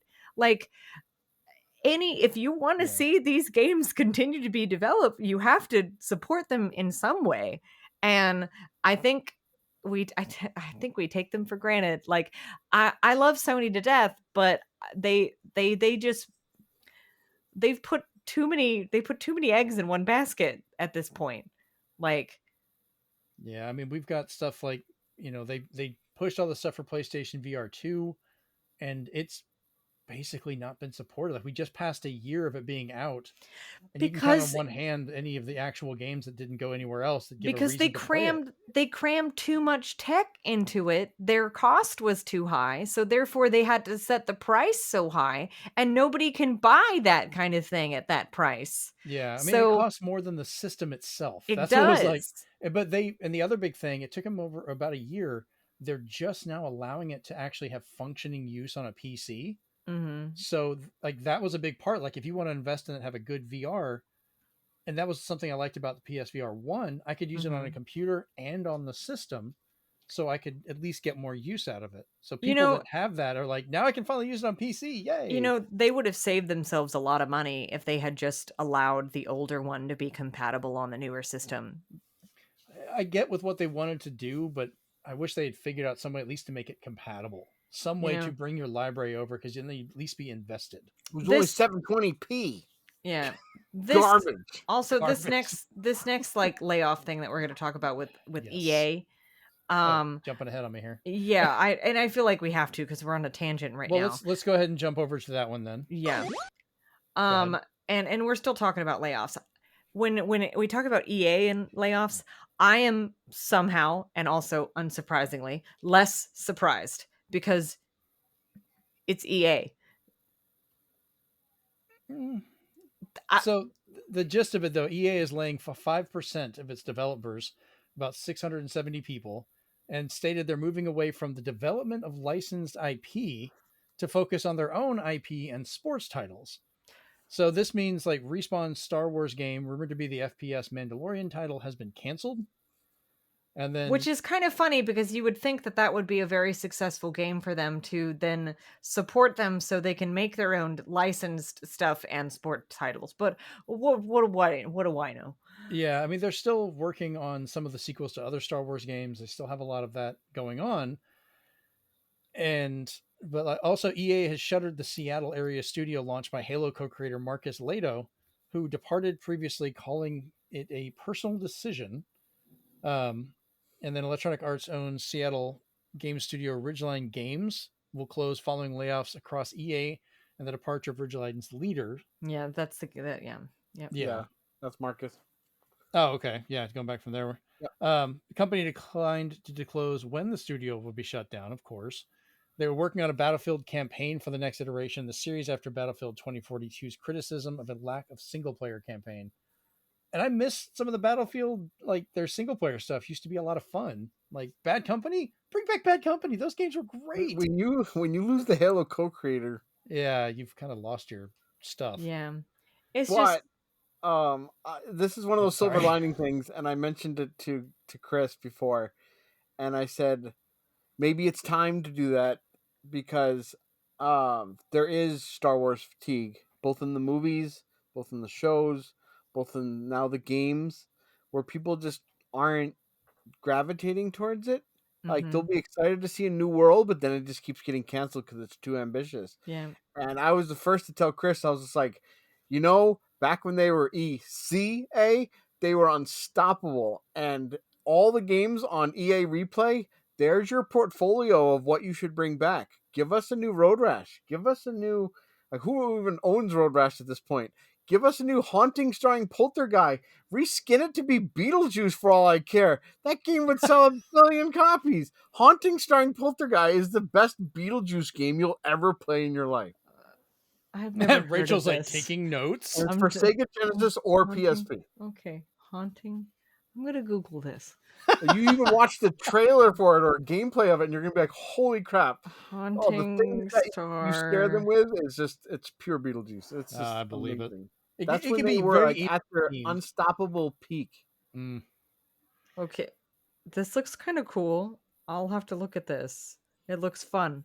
Anyway, but yeah, it's Like just- how well is Avatar selling for Ubisoft? Really? Like I Well, know it's very actually, beautiful. It's I still see co-op, people asking for it- that one. Like it's it's doing pretty super- good. it's like it super is. insane So looking. it's doing good because I don't think the cost on that game was super high either.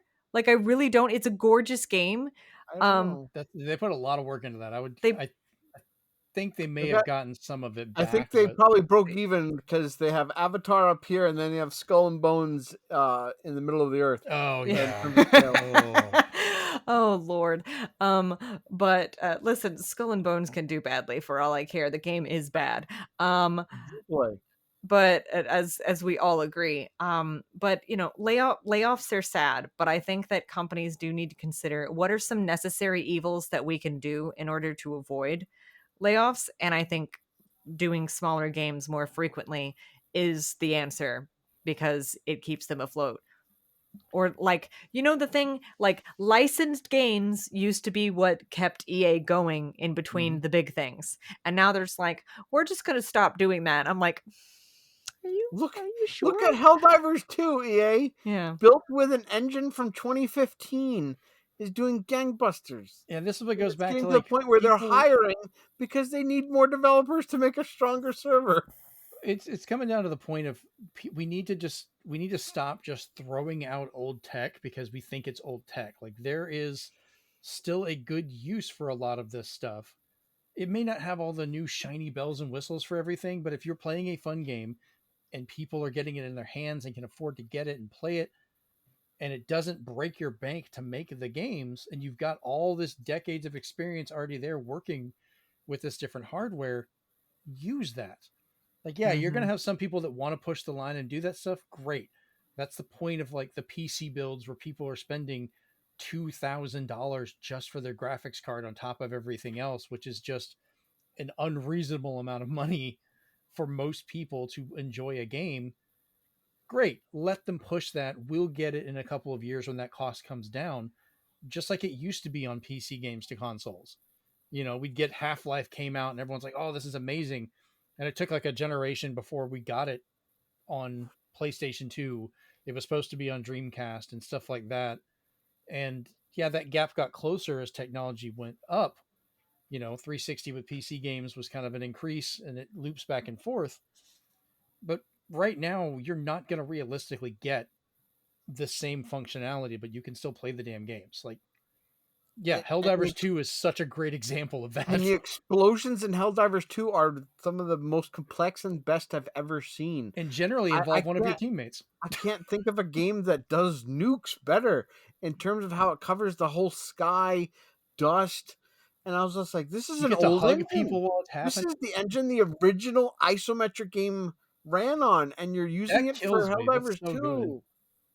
It's just, you know, I think a lot of these development companies need to take a step back, like a not just a step back, like 5, 6, 10 steps back, and look at what is it that people are what is it that people are playing, and then step back again and go look at what these people are playing and why they are playing it, and then also consider not just that, but surveys are a good example. Ask them what they want out of their gaming experience and encourage them to be honest and offer them basically a reason to be honest. Like something that would be low cost for them to like, hey, do this survey and we'll give you a discount voucher to use on our store or something like that. Right. Like give them a reason to be honest on the survey. And really find out what the people are wanting. And I think that'll give them a good, really honestly, just a good kind of framework on where they need to go next. because otherwise all these layoffs and things are going to keep happening. Like Yeah. the games are going to continue to get canceled, and and I think to your point, we're going to circle back to they need to go smaller. They need to not do the bigger, the better, the best. So Like it's not always the way to go.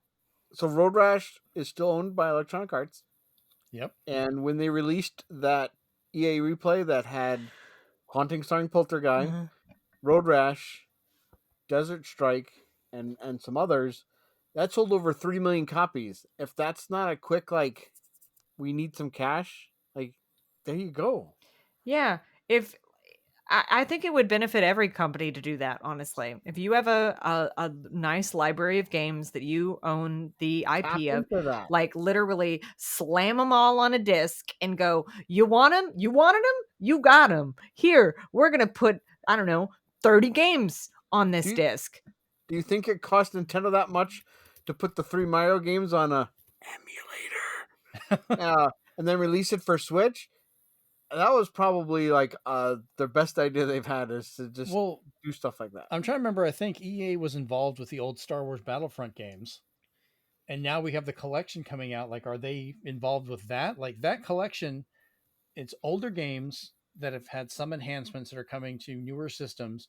They're going to make bank off of that because there are so many people, especially myself, and like myself, that really loved playing those and really wants to get back in and enjoy them, even more than the modern ones that they did that had all the bells and whistles and everything and tried to be slam full of microtransactions until they caused literal political incidents with other countries over it.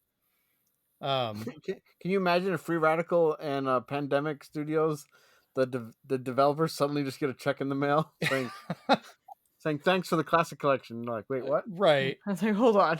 So I'm wondering, because I'm not seeing EA plastered anywhere on the stuff for the new Battlefront. They were publishers. First was LucasArts published it, then EA published it in 2015, then Aspyr is now. And the developers, they've had everybody from Rebellion, Slant 6, which was SOCOM. They had DICE, they had Pandemic, they had Free Radical, they had like Criterion Games, they had the who's who working on the Battlefront series. But they could do stuff like this where they could take like, hey, we're going to re-release Battlefront Bad Company 1 and 2. We're going to repackage those, update them a little bit and release those. People would play those. They had great single player. They had great co-op. That would be a lower budget that they could deal with to kind of, maybe catch some interest on new Battlefronts or Battlefields. Look at Night Dive Studios. Night Dive Studios is taking like these forgotten games from Acclaim and LucasArts and giving them new life too. Dark Forces Remastered just came out and people are saying it's amazing. Yeah, I'm looking forward to getting that here soon. So I don't know. This whole thing is a bit of a mess with EA. Like the largest companies out here are still having that problem of having to cut costs either for the complexity of their development is ballooned, or it's just shareholders wanting more money, and just at some point it's just almost inverting how everything's going to work. Like you're just trying to pay out more to them, so you're cutting off your own feet trying to, raise up the top, and it's not working out. So who knows? All right, so let's jump into the big question. So this week, with this whole shenanigans going on, we're in 2024 and we now already have over 8,000 layoffs just up till February and the first 2 months, which we had around 10,000 all of last year. So 2 months in, we're almost even with all of last year's layoffs, which is disgusting. Studio closures, game cancellations, and more. Do you feel the game industry is going through a type of crash/reset that will hopefully, for the better, set the game industry in a better direction away from these massive quadruple A games, unrealistic budgets, and unsustainable budgets? Steven, you want to start?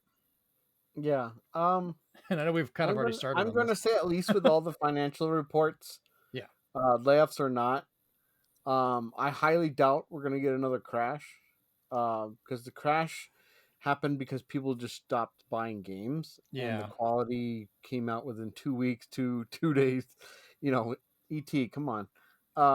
Until we're burying some cartridges or CDs in the desert again and making a documentary about it, I don't think we're gonna get a crash per se, but I do think it's becoming a wake up call where they can't do this. A lot of the companies can't do what's status quo. They need to Mm-hmm. either reinvent themselves or try a new direction and see how it does. And I know that for every company that tries stuff like this, shareholders won't be happy at first because they can take a dip. But part of the thing is, if they can get a good word of mouth or a good reception from something they announce, that can cause shareholders to be happy again. So, it's you see it a lot during the E3 season because they'll make an announcement, their stuff will go up really high, and then they'll say it's coming out in 2026, and you'll see their stock drop. So as you can see, it's very fickle. Mm-hmm. But Oh yeah. I really think, especially with what EA has said, EA's got the right attitude of how to come back from this.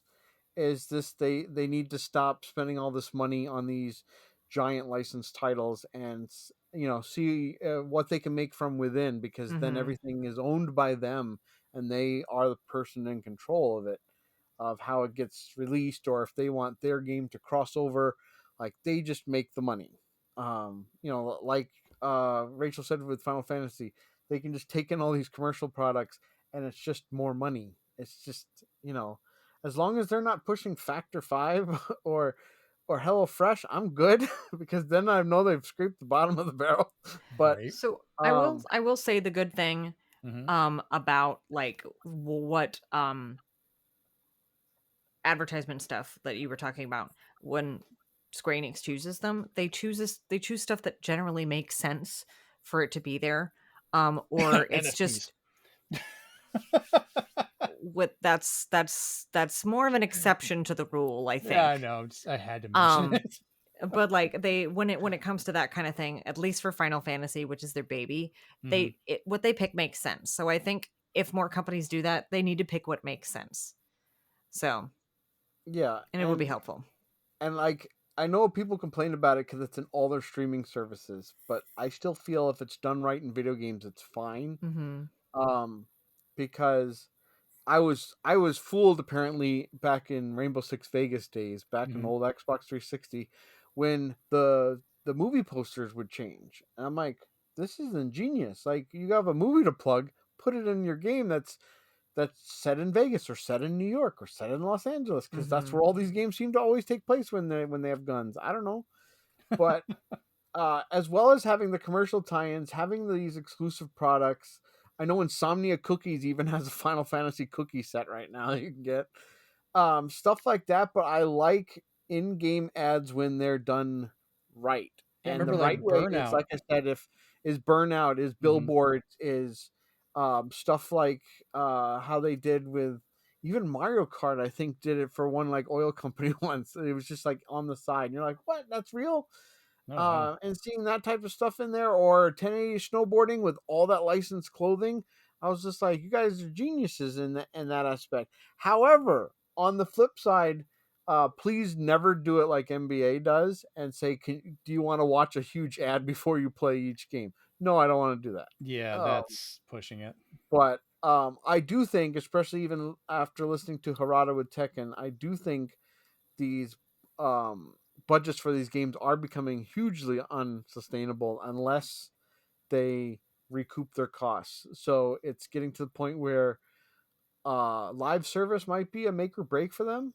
And if not, it has to be microtransactions. There has to be a store involved, and it sucks. But again, like I just think hopefully this leads to like a second win from these companies.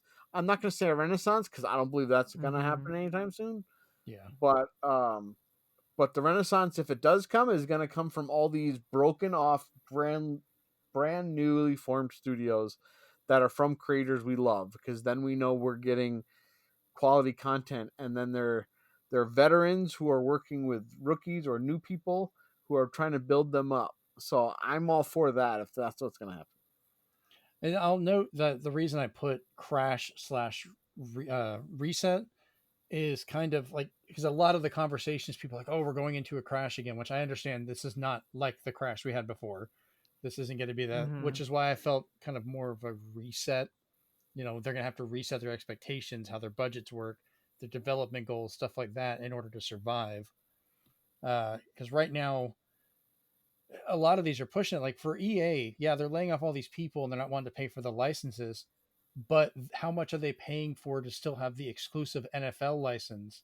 If they dropped the cost on that and just let other people make NFL games, that brings in competition. So they're going to have to fight to make more games, but they don't have that Mhm. overhead cost as much to do that. And they're Right. still kind of holding on to those to try and, keep that money. And now they're trying to do college football again, but they're trying to do that without the license because they can't quite get all of it right because they don't want to have to pay everybody. So I don't know. Chris, what about you? Do you have any thoughts on this? Well, creativity will never really go away. If the triple and quadruple, I didn't even know quadruple was a term. I think it's Or Ubisoft. Skull and Bones. Yeah, Skull and Bones for Ubisoft. That's why I mock it. One of a kind. Yeah, they just need to add a few more because all you get when you play that game is just Yes, well, Where you die games. immediately, like I did. I think you Inside, have yes. a soundbite for that, don't you? For the Not on here though. I wish I did. I could Dang. just recreate it though. Just Sorry, go ahead. Go ahead, Chris. Basically, yeah, there will always be splinter companies, smaller companies, indies. Creativity can't be quashed as easily as it could back in the, early console days of the first crash. Mhm. There's always going to be someone who wants to make a game and tell their story. So if we're going to get simpler stuff with, Mhm. just more fun and more new creativity, I'm all for it. I don't need my stuff to be, 50 million gigs across 50 discs on the PS7. I can run it as long as it's fun. Agreed. Rachel, what about you? I agree with Chris on that. Creativity is never going to die. Like it's always, we're always going to have it. But I think we're not necessarily on the cusp of a crash, but we are on the cusp of something happening in the gaming industry where it is going to drastically change. Whether that means we don't get these massive titles anymore, or at least for a while, or we only get like it was in the old days where we got maybe 2-3 big games a year and they were from the 3 big developers, or 4, and we get these big and we get the huge ones every couple of years and the just big titles every year. I think there's going to be a change. I don't know what that change is going to be. I just think they've all gotten so big and so massive, and because they want to do more, that they've kind of lost the plot. They've kind of lost the the point of things. Where they are so focused on their my soundbite. They're so focused on their what's the word? That they're so focused on that they've lost what it means to be a gamer. Like the best games are made by the people that also play them. And I think the people at the top have kind of lost that, maybe. Like I feel that they have, because they're so focused on profits and all of that. And profits, you need profit in order to make a good game, to make any game, really. But they I think they really need to just take a step back and reevaluate what they want and what their fans want and how they can give that to them successfully without imploding their own company. And whether that be asking for help or doing something that's more low cost, I don't know what the answer is going to be, but we are on the cusp of a change. What that change is, we're not going to know probably until next year. But that's not to say that there isn't things that's being worked on that is going to happen, that we're going to hear about, during normal, what used to be E3 time. Rest in peace, E3. And that's another thing too. That was a high cost but a very high reward thing for gaming companies that doesn't exist anymore. So it makes me wonder that, yes, they're saving on the cost of going to this thing and doing all of this stuff and paying all their people to go to these things, but they're also, when they do these announcements, it does cost money to do all these trailers and to do all the film and film all this content. It costs them money. What are they really getting out of it immediately? Well, on that, I think it's nice and convenient for us, but it's kind of a danger for them because it's more of an Yes. echo chamber. Only Sony fans are going to watch the Sony announcements. Only Nintendo fans are going to watch the Nintendo announcements. So they're going to get an abnormal amount of positivity and stuff back. Like, you'll have your haters on everything, Yeah. but you're not going to get honest reactions from people, about those things. So it's kind of worrisome on that part Yeah, without and those announcements. and that was the, like, when they first started doing their own thing, I was like, oh, this is good. I don't have to do this. I don't have to do that. But then now, me hindsight, I was like, oh man, why did I think that? Because, like, yeah, you think they're saving money by doing this, but are they really? Because also, those kind of events, though they were high cost, they were very high reward, because you had people, Jeremy, you know this because you and I worked at the same place for kind of a while. Yeah. People would come into the store and watch the live feed of E3 on the TV that was behind the counter, and then they'd go, "Can I pre-order that?" And we'd go, "Well, hold on. Let's give it a few minutes." Sometimes even a half hour later, after they went and got lunch, come back and there was a pre-order SKU available for it. So I remember doing stuff where before they could do all the streaming with it, I would download all the trailers as they came out, and I'd set up a little monitor with a small computer and Yep. just had it running. So be like, hey, check out what's on here. exactly. Just to show people. I don't even think I was working there at the time. Yeah, it was just fun. It was just one of those things, like, it brought people together, and I don't think it brings people, the gaming landscape changed after the 2020. The before times were very different from the now times. I miss midnight launches. Yeah, and that was another thing too. Like, the camaraderie with game releases is almost non-existent now. They don't do midnight launches. Sometimes they'll do like a 9 p.m. launch, like they do with movies, where you can see it or get it the day before. But it's very seldom, because people are so scared about street date stuff. Yeah. Like, the camaraderie is gone, almost gone. The console wars are a social construct, but I guess They're heated up. I guess they've heated up in a way. But it's not, the console wars aren't fun anymore. That's what I should say. The social construct that is the console wars are not fun anymore. They're just sad. So when I think what it's going to have to do is, we're going to have to, in a way, turn back the clock of how these gaming companies, how these develop, like, all these, even software, hardware, anything you can think of that has to do with the gaming industry, they're just going to have to kind of be like, let's see if we can, about face pivot and adjust our focus to see what that we can do to bring the camaraderie and just the, like, people bonding over these things back even more. And I think that'll be something that'll be very important in the future once this change comes about. Okay, go ahead, Steven. Yes, Steven. So I do want to hear your thought as well, Jeremy. But I know we've been talking a lot of negative news, sad news, depressing news. But I do want to let you guys know, in kind of like an uplifting part, is if you look back, and Chris and I were talking about this the other day, but a lot of times some of the best talent goes to leaves or is let go. They go to another studio. And magic happens. Yes. The big thing you got to realize about the 80s and 90s is a lot of people from Capcom left to Konami. A lot of people from Konami left to make Treasure. A lot of people left both Capcom and Konami to do SNK. And we've got franchises now that we could not imagine not having. And to make the RPG fans out there happy today. Today is actually Monolith Soft's 25th anniversary.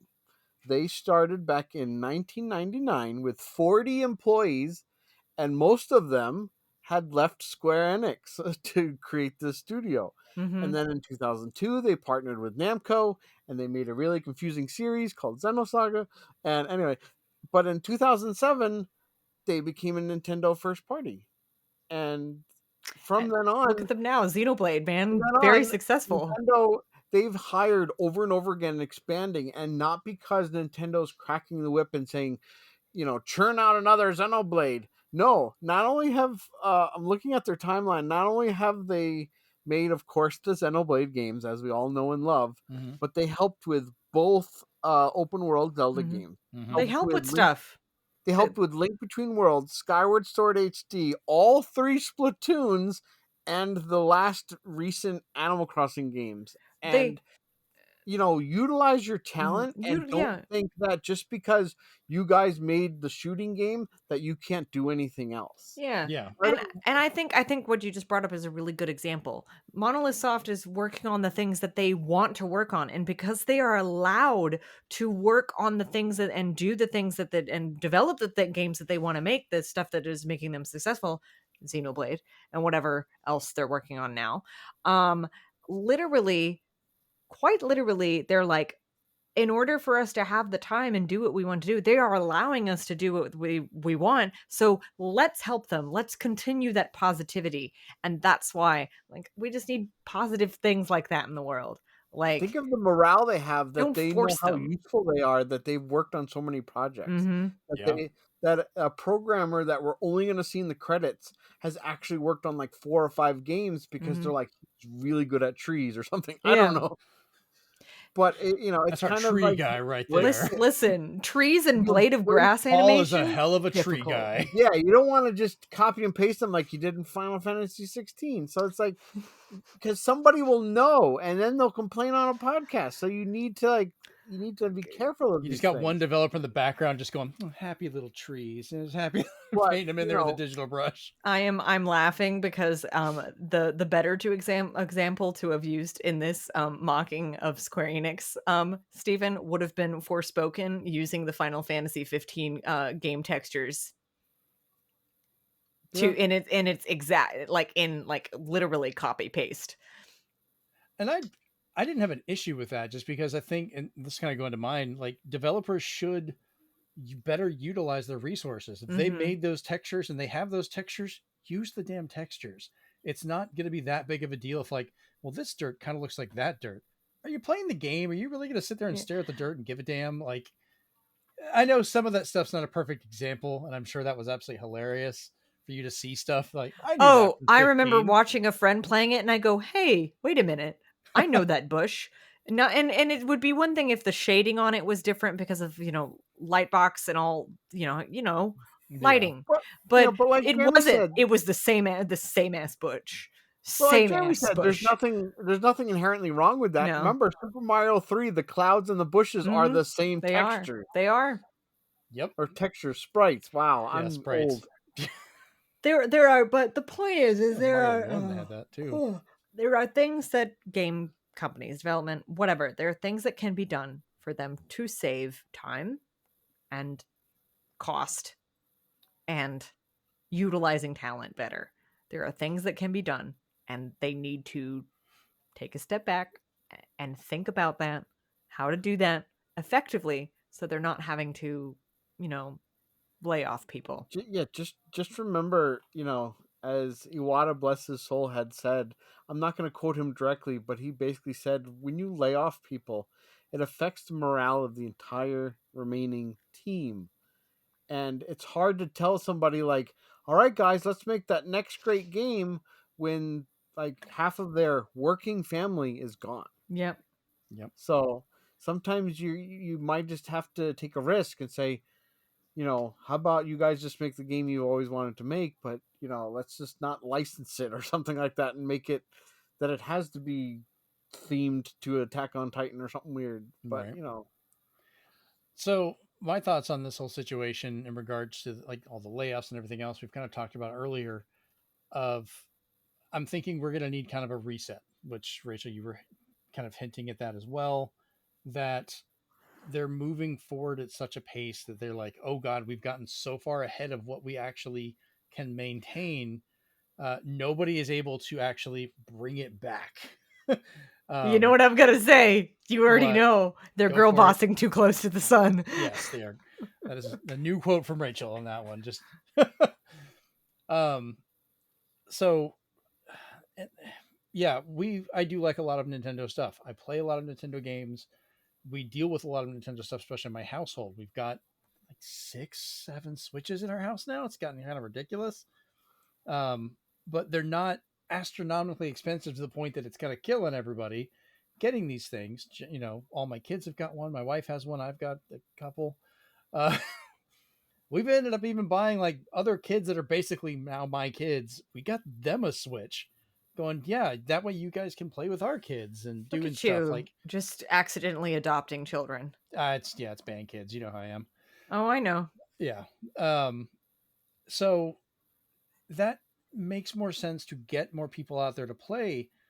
And they have such a vast library of titles that they can access, you know, that they can re-release titles and do all these other things to try and build up their budgets.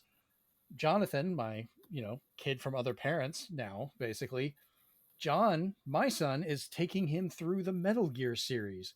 He just played through Metal Gear Solid 1, played through and beat it. Now he's experiencing Metal Gear Solid 2.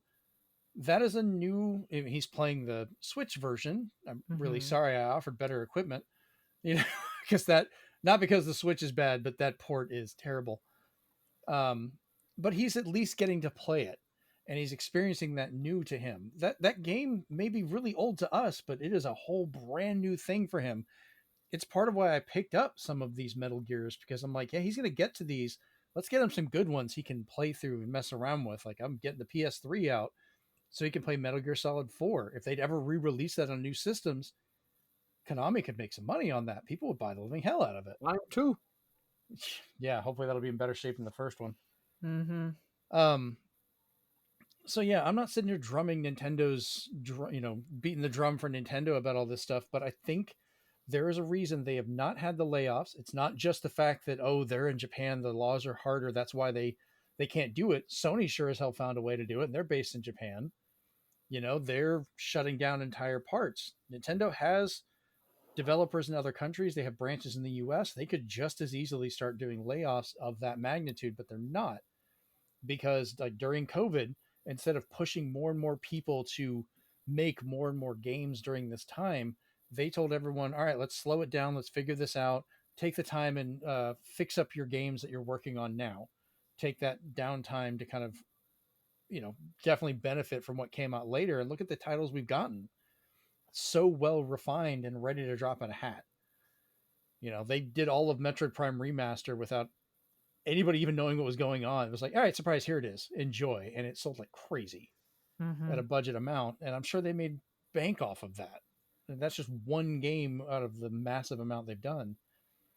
So people are talking about like, oh, Sony just needs to make a PS5 Pro. Microsoft needs to push for a new system. And I think that would be the dumbest thing they can do to push them further into this hole, which is just going to do nothing but raise the cost even more on development. It's going to expend more and more finances that they cannot bleed out right now.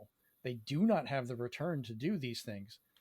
Microsoft can get away with it because they're one of the largest companies in the world and they have other things they can supply on. And while Sony has some, it's not as much as they used to. They don't have all these, you know, excessive side businesses like Microsoft does or other things. So I think the only way we're going to kind of get around this, like I said, is to reset everything back to a simpler time, make the games, reserve your development for the really big ones that still matter, because there's games like Grand Theft Auto 6. I'm worried about that game.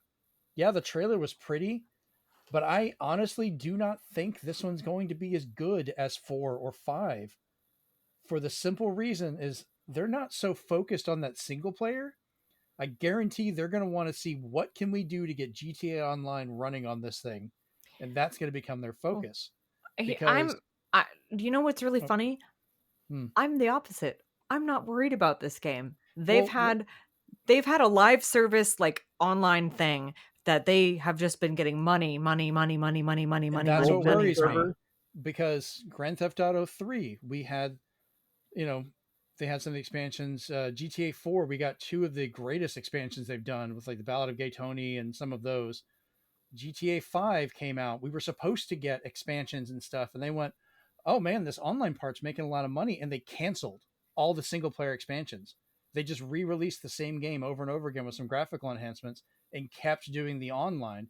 6, I'm worried that story is going to be more compacted, not as well developed, because they're going to want to just push this online part of it, and we may never see any expansions for it, which was the big draw for me for a lot of the GTAs. Go ahead, Steven. I will interject there and Mhm. say that while they did cancel the single player stuff, they actually put time into making cutscene cinemas and stuff for the new heists. Right. So it wasn't just like a limited time event. Like they put their heart and soul into talking about these new heists because they knew, with both the multiplayer and then I can't even tell you how many role playing servers they had out there where people were just living their lives like retired cops were playing cops again and stuff like that. Right. But the fact that they took a popular group of role play server gamers and they hired them to work with and on Grand Theft Auto 6 with them shows their dedication to what worked with 5. And while I don't think we're in the way that we're going to ever get like a DLC the way you want, I think they're going to just keep doing incremental upgrades after they see what people play the most of. If they're going to focus a lot more on single than multi, that's where those extra campaigns will come from. Because not for nothing, but if they keep making 4-player co-op campaigns, that for me just makes the game more and more, instead of trying to just pad the story. Well, I mean, for a lot of those, like I know they're gonna do stuff with those parts of it, but they would treat, when they build these environments, that became their massive movie studio where they could make new stories in these environments that worked really well. And it feels like they're just kind of making the environment just to make a multiplayer part of it for the online, which is not always going to be there. And the biggest draw for Grand Theft Auto for me was not just the hectic do whatever, but those stories were also really well done. They were playing through these cinematics and the movies and things. As someone who primarily plays single player games, because I don't usually have a lot of people to play games with, and even though I might have people to play games with, we're not all available at the same time. I hear what you are saying, and I see the value in a single player experience, because that is primarily what I play. Do I play Grand Theft Auto? No, I'm going to be honest. I haven't played Grand Theft Auto with any frequency since the PS2 days, because that was just a game that people played if you had a PS2. That was just how it went. Am I going to get this one? Probably. The reason why is because it's literally Florida and I live here. And I'm not discounting that entirely. I'm not saying it's not going to be a good game. I'm just worried. This is the first Grand Theft Auto I'm going into without the hope of like, we're going to get this new world and we're going to get these stories out of it later on and kind of expand it, because they just kind of dropped that for 5.